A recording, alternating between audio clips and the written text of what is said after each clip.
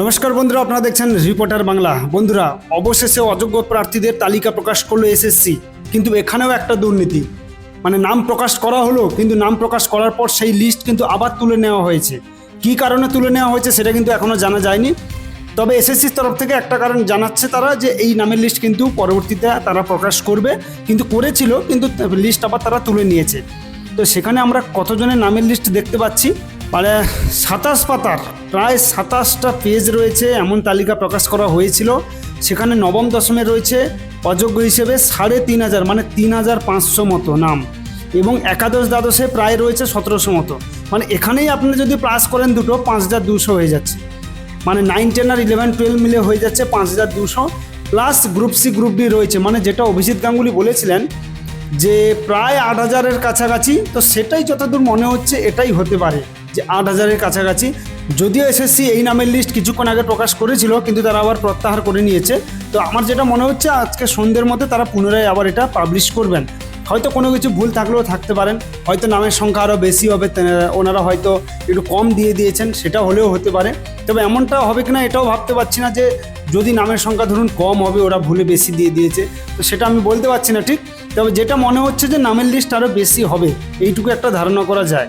মানে আপনারা অবশ্যই জানেন যে সুপ্রিম কোর্টে রাজ্য সরকার গিয়েছিল, তো সুপ্রিম কোর্টে যে থাপ্পড় এরা খেয়ে বাড়ি ফিরে এসছে, তো সেখানে তাড়াহুড়ো করে এরা নাম প্রকাশ করছে। তার কারণ সুপ্রিম কোর্টে কিন্তু 7 দিন সময় দিয়েছিল, যে আমরা 7 দিন সময় দিচ্ছি, 7 দিনের মধ্যে কিন্তু নাম প্রকাশ করতে হবে।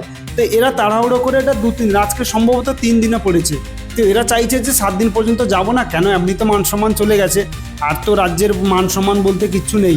যা ছিল কল্যাণ বন্দ্যোপাধ্যায় ওখানে সব হাঁড়ি ভেঙে দিয়েছে। এক তো কল্যাণ বন্দ্যোপাধ্যায় ওখানে ভুল বলতে গিয়ে ক্ষমা চেয়েছে সুপ্রিম কোর্টে, আর দ্বিতীয়ত হচ্ছে যদি 7 দিন সময় নিয়ে নেয় তাহলে আরও কিছু না কিছু ঘটে যেতে পারে, তার থেকে ভাই তাড়াতাড়ি দিয়ে দিই। তো এই হচ্ছে রাজ্যের বর্তমান পরিস্থিতি। মানে এখানে একটা লিস্ট প্রকাশ করবে, এখানেও হয়তো মনে হচ্ছে আপনার দুর্নীতি। তার কারণ লিস্ট প্রকাশ করে দিল, সেখান থেকে আবার প্রত্যাহার করে নিল, মানে কী অবস্থা একবার চিন্তা করুন। যাই হোক, এই হচ্ছে বর্তমান পরিস্থিতি। তো সুপ্রিম কোর্ট যা কিছু বলে দিয়েছে, যে পরীক্ষা হবে তার উপরেও নজর থাকবে। এখানেও যদি কোনো গণ্ডগোল হয় এসএসসিকে তো কোনোভাবেই ছাড়বে না সুপ্রিম কোর্ট, সেটাও বলে দিয়েছে। এবং যদি কোনো অযোগ্য প্রার্থী যদি এই পরীক্ষায় বসে একজনও, মানে এত তো দেখুন প্রায় 7,500 থেকে 8,000 তো নাম আমি আপনাদের বললাম, ইতিমধ্যে তারা প্রকাশ করেছিল 5200 মতো, তো আরও তো গ্রুপ সি গ্রুপ ডি রয়েছে। তাদের মধ্যে যদি একজনও এই পরীক্ষায় বসে, তাহলে কিন্তু সুপ্রিম কোর্ট ছেড়ে কথা বলবে না। আর ইতিমধ্যে কিন্তু এসএসসি ভয়েও পড়ে গেছে, এবং তারা খুঁজে খুঁজে কিন্তু তাদেরকে কিন্তু বার করছে। তার কারণ সুপ্রিম কোর্টের কথা এমনিতে তো রাজ্য সরকার খুব একটা শুনতে চায় না, কিন্তু এবার যা সুপ্রিম কোর্ট বলে দিয়েছে, রাজ্য সরকার একটা জিনিস এখন তাদের মাথায় ঢুকে গেছে, যে যদি সুপ্রিম কোর্টের কথা এই মুহূর্তে আমরা না শুনি, তাহলে আমাদের যে কী অবস্থা হবে তা ভগবানও আমাদের বাঁচাতে পারবে না।